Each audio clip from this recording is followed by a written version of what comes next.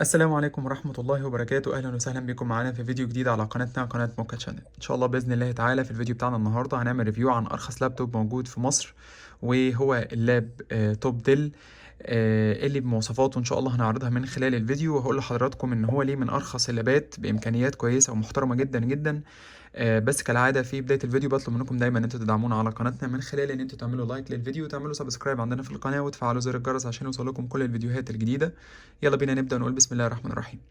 زي ما قلت لحضراتكم كده اللابتوب ده من ارخص اللابات اللي موجودة في السوق، هو لاب استيراد سكند هاند او مستعمل، بيبقى من اللابات الاستيراد اللي جايه من بره. واللاب دوت هنعرف مميزاته كلها دلوقتي مع بعض، واقول لحضراتكم في اخر الفيديو ان شاء الله باذن الله تعالى على تفاصيل الشراء بتاعته. تعالوا كده نفتح مع بعض ونشوف المميزات بتاعه اللاب دوت، وان هو بيجمع ما بين الامكانيات المعقوله الكويسه جدا اللي نقدر نشتغل بيها ونقدر نستخدمها في الحياه اليوميه بتاعتنا، والاضافه كمان للسعر المميز بتاعه. طبعا شركه ديل شركه مش محتاجين يعني نعمل عنها مقدمه، يعني من اكتر الشركات في مصر دلوقتي. اللابات بتاعتها كويسه جدا وبتتميز بمواصفات عاليه جدا لللابات بتاعتها والقدره بتاعتها. تعالوا نشوف الاول الجهاز. بسم الله. ده شكل الجهاز او الظهر بتاعه. زي ما حضراتكم شايفين كده دي المواصفات اللي موجودة. هو طبعا بيجي لان الجهاز الفئة بتاعته مش من الفئات الجديدة، فالبطارية بتاعته بتيجي بيلت اوت. وفي ناس كتير انا اعرفها بتحب البطاريات البيلت اوت، يقولك علشان لما لو لا قدر الله باظت او حاجة اقدر ان انا اغيرها. بس دلوقتي اللابات الجديدة معظمها بقت بيلت ان، والبطاريات اللي فيها بتبقى الكفاءة بتاعتها اعلى بكتير من البطاريات ديت. ف دي البطارية جوه اللاب دوت بيلت اوت، بنقدر ان احنا نشيلها. والجهاز هنا دي كمان الامكانيات او المواصفات بتاعه البطاريه بتاعته عشان لو حبيت تغيرها او حاجه. كان بيجي بويندوز 8 ملحق بالجهاز دوت. طيب تعالوا كده نشوف مع بعض البطاريه، نفتح كده ونشوف حجم البطاريه عامله ازاي. في هنا زرار كده بنضغط عليه ونقدر بعد كده نشيل البطاريه. دي المواصفات الخاصة بالبطارية. البطارية اللي بيسأل البطارية، أنا اشتريت الجهاز والجهاز كان سكند هاند، والبطارية بتقعد معايا في حدود ساعتين، يعني بتقعد معايا في حدود ساعتين ساعتين وربع. ده وقت ما أنا اشتريت الجهاز، ولحد دلوقتي بتقعد مثلا في حدود من ساعتين إلا ربع لساعتين. البطارية يعني بتقعد، ولو انت عامل لها ستاند باي كمان، يعني مش معلي الإضاءة ومش بشغل برامج تقيلة، ممكن تقعد لوقت كويس جدا يعني. دي الامكانيات او المواصفات بتاعه البطاريه بتاعته.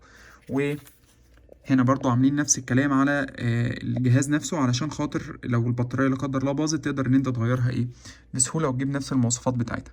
طيب تعالوا كده نركب البطاريه ونفتح كده. وقبل ما نفتح الجهاز تعالوا نشوف الوصلات اللي بتيجي فيه. بصوا يا جماعه، ده العرض بتاع الجهاز وانا شايف والله محترم جدا، يعني هو حاجه شبه السليم. الجهاز نفسه خفيف في الوزن بتاعه، يعني ما هوش تقيل. زي ما حضراتكم شايفين كده الشاشة بتاعته 13 بوصة. وهنشوفها دلوقتي لما نفتح الجهاز برضه، اوري لحضراتكم مواصفات كاملة من جوه. وهنا من على اليمين في فتحة للسماعة، وفي جنبها فتحة يو اس بي. وكمان معانا هنا ورا هنلاقي هنا مكان لللان لكابل الانترنت، وفي جنبها وصلة تانية مش عارف بصراحة الوصلة دي بتاعت ايه. وفي هنا وصلة يو اس بي تانية، وهنا وصلة ال HDMI، وهنا وصلة يو اس بي تالتة، وهنا ده مدخل السوكت بتاع الشحن بتاع اللابتوب.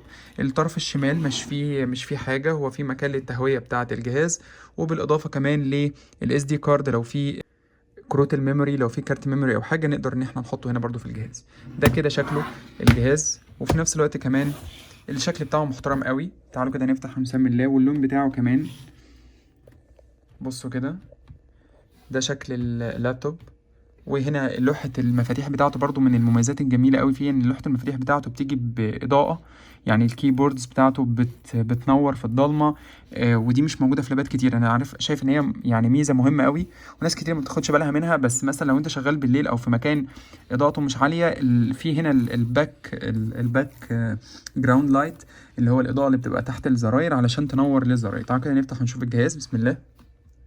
الجهاز هنا بيجي بمكان خاص بالتاتش باد، وكمان في من هنا التو بانلز بتوع الماوس، وفي زيهم هنا كمان قدام، يعني في هنا دول ما نقدر نستخدمهم، يعني كليك يمين كليك شمال، وهنا كمان نفس الكلام كليك يمين كليك شمال، وهنا برضو الجزء بتاع التاتش، وبالاضافه كمان للجزء ده برضو الماوس، في هنا كمان جزء اقدر اتحكم منه من الماوس.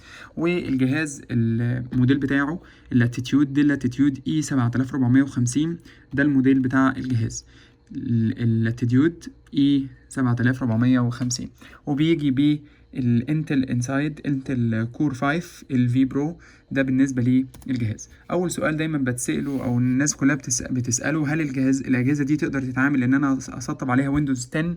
اه يا جماعه عادي جدا، انا قلت مش هشغل الجهاز غير لما اكون مسطب عليه الويندوز 10 عادي جدا، مفيش اي مشكله. والجهاز هتشوفوه دلوقتي في الاداء بتاعه، وهنشغل من عليه مثلا نجرب نفتح من عليه الانترنت، ونجرب نعمل عليه كذا عمليه، ونشوف مع بعض كده الاداء بتاعه عامل ازاي. الاداء بتاعه سلس الحمد لله، والجهاز محترم. يعني مش هقول ده مش جهاز للاعمال القاسيه، لكن هو جهاز محترم يعني للاعمال اليوميه، وكمان جهاز صغير، ما هوش مش هياخد حيز كبير في الشنطه. تعالوا كده نفتح ونشوف المميزات بقى والصفات بتاعه الجهاز كامله، وبتاعه البروسيسور عامله ازاي. نفتح كده مع بعض. ده طبعا تطبيق نقدر ان احنا ننزله اونلاين، اللي هو السي بي يو دي، ده بنعرف منه كل الامكانيات بتاعه الجهاز. زي ما حضراتكم شايفين كده، زي ما قلت لحضراتكم، جوه البروسيسور كور اي 5، انتل كور اي 5 5300 يو، واحنا عارفين ان اليو دي بتكون الاعلى كفاءة من حيث الاداء.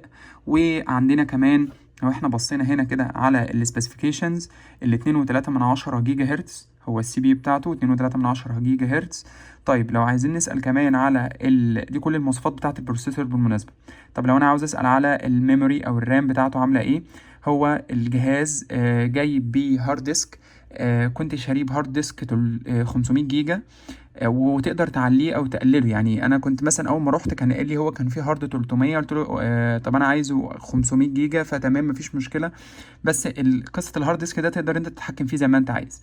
طيب الميموري او الرامات بتاعته، هو الرامات بتاعته دي دي ار 3، رامات 8 جيجا بايت، ودي برضو حاجه محترمه، حاجه كويسه في الجهاز هنا. وبالنسبه للتشانل، ال 8 جيجا دول عباره عن 2 رام، في 2 سلوت، 2 سلوت موجودين، كل سلوت فيها رامة 4 جيجا.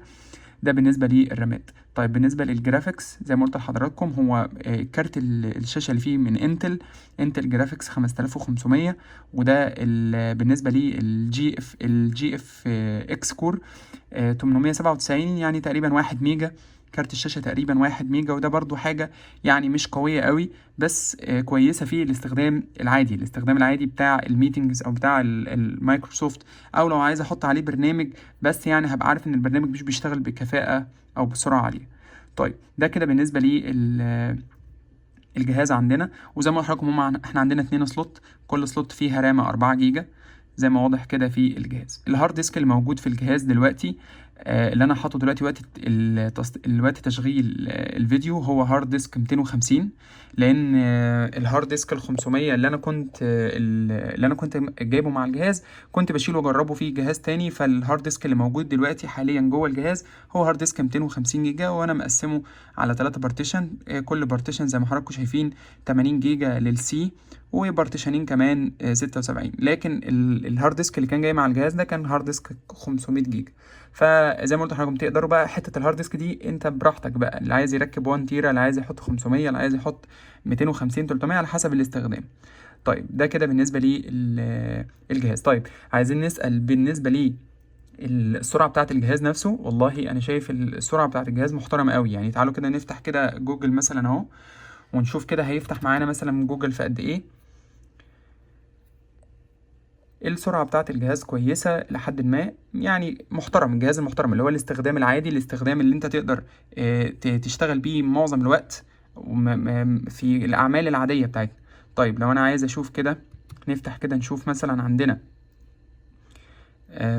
أي حاجة، مثلا نسمع الصوت بتاع الجهاز، لأن اللي عاجبني أوي أوي هنا برضو الصوت. يعني الصوت بتاع الجهاز ما شاء الله من الأصوات الجميلة جدا، وصوته عالي جدا ما شاء الله. تعالوا كده نخش نشوف مثلا عندنا، عشان بس حقوق الملكية، نخش مثلا على القناة عندنا نسمع الصوت كده. اي صوت كده. بصوا معايا، بصوا يا جماعه الصوت كده عامل ازاي، ما شاء الله صوت الجهاز. وخلي بالكم ده مش اعلى حاجه. السلام عليكم ورحمه الله وبركاته، اهلا وسهلا بيكم معانا في فيديو جديد على قناتنا، قناه موكا بصوا تشانل. كده ان شاء الله باذن الله تعالى في الفيديو بتاع النهارده جايبين مع بعض موبايل ايفون 11 برو ماكس. وان بصوا شاء يا جماعه الله من خلال الصوت فين، المراجعه دي الصوت باذن عند الله 41. هنفتح مع بصوا بعض كده الكرتونه بتاعه الموبايل ونبدا نعمل الاعدادات التسطيب الاوليه للموبايل باذن الله. وهقول لكم كده على المواصفات المبدئيه بتاعه التليفون. انا لسه جايب التليفون جديد. انتوا متخيلين يا جماعه الصوت ما شاء الله عامل ازاي، صوت الجهاز نفسه ما شاء الله. وده برضو فيديو ليه خاص باللابتوب اتش بي، كنا لسه منزله من على القناه، من احدث برضو الاصدارات من اتش بي. اللي عايز يشوفه هيلاقي ان شاء الله الرابط بتاعه في الكومنتات. اسمعوا كده الصوت معايا. نعرف البارتيشن بتاعه الهارد ديسك على الجهاز باذن الله تعالى بطريقه سهله وبسيطه جدا من خلال السيتنجز بتاعه الجهاز. بس كالعاده في بدايه كل فيديو بطلب منكم دايما ان انتوا تدعمونا على قناتنا من خلال ان انتوا تعملوا لايك للفيديو وتعملوا سبسكرايب عندنا في القناه فطبعا يعني ما شاء الله من المميزات الحلوه قوي في الجهاز ما شاء الله الصوت بتاعه، وزي ما قلت لحضراتكم الامكانيات بتاعه الجهاز كويسه قوي. طيب بالنسبه بقى الناس اللي بتسال على موضوع الجيمنج، طب انا عايز العب بقى جيمنج وبتاع، خلينا اكون صريح مع حضراتكم. يعني هو الجيمنج هنا مش هتبقى احسن حاجه. الالعاب اللي هي لحد سنه 2017 تقدر ان انت تشغلها تمام، مفيش مشكله. الناس اللي بتحب العاب البيس او الالعاب الكوره لحد بيس 2017 تقدر تسطبها على الجهاز هنا وتشتغل عليها عادي. بعد كده لا، الجهاز هيبقى مش هيقدر يكمل معاك. البرامج برضو تقدر تسطب عليه برامج، بس هتشتغل بس مش هتبقى سريعه، وهيبقى فيه لاج شويه كده في الجهاز. فالجهاز ده هيبقى حلو قوي قوي اختيارك لو انت عايز تاخده معاك المحاضرات، لو عايز تكتب عليه حاجه، عايز تعمل عليه برزنتيشن باوربوينت، هتبقى ممتازه جدا جدا. لانه برضو في هنا المدخل بتاع الاتش دي ام اي زي ما وريته لحضراتكم كده، تقدر تعمل من عليه المحاضرات بتاعتك. للاسف ما فيهوش الوصله اللي هي الار اس 232 دي، مش موجوده يعني. لكن لازم معظم البروجيكتورز دلوقتي بتشتغل بالاتش دي ام اي، ما فيش فيها اي مشكله خالص. فعايز تعمل عليه المحاضرات بتاعتك، عايز تعمل عليه مثلا باوربوينت برزنتيشن، هيبقى ممتاز جدا. تسجل من عليه المحاضرات، تخلص من عليه شغل بتاعك اليومي، ده هيبقى اختيار ممتاز جدا. ده كده بالنسبه للجهاز وكل المواصفات اللي احنا بنسال على اي لابتوب فيها. طيب نيجي بقى بالنسبه للسعر والمكان. بصوا يا جماعه عشان نكون صادقين معاكم، في اماكن كتيره جدا بتبيع اللاب دوت. انا اشتريته من مول كان موجود في محطه مترو عين شمس في القاهرة. محطة مترو عين شمس فيها مول اسمه مول عين شمس، ده برضو مول من المولات. بس عشان أكون معاكم، أنا رحت المول ده ورحت مول في مصر الجديدة اسمه مول سوق العصر، ورحت مول تاني البستان في محطة أنور السادات أو في التحرير. أنا شايف إن التلات مولات بيعرضوا نفس الجهاز بنفس الإمكانيات وبنفس السعر.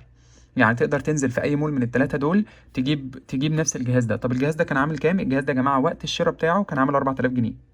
يعني الجهاز ده كان عامل 4000 جنيه. وساعتها يعني كمان انا كان معايا الرامات، يعني انا كان معايا رامات 8 جيجا. قلت له طب انا محتاج اركب الرامات اللي معايا. قال لي مفيش مشكله خالص، ونزلنا 1000 جنيه كمان، 800 جنيه في ثمن الجهاز.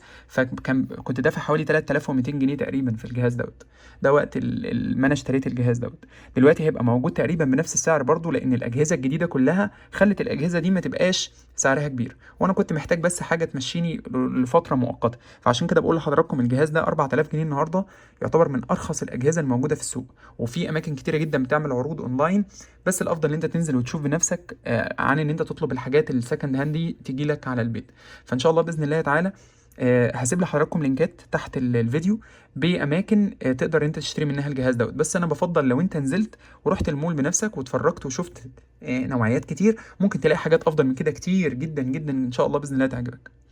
بس كده نكون وصلنا لنهايه الفيديو بتاعنا النهارده. اتمنى من ربنا سبحانه وتعالى ان الفيديو يكون كويس، وبنحاول دايما اي حاجه بنشوفها ونقدر ان احنا نشيرها معاكم بنعملها على طول من غير ما نتردد يعني.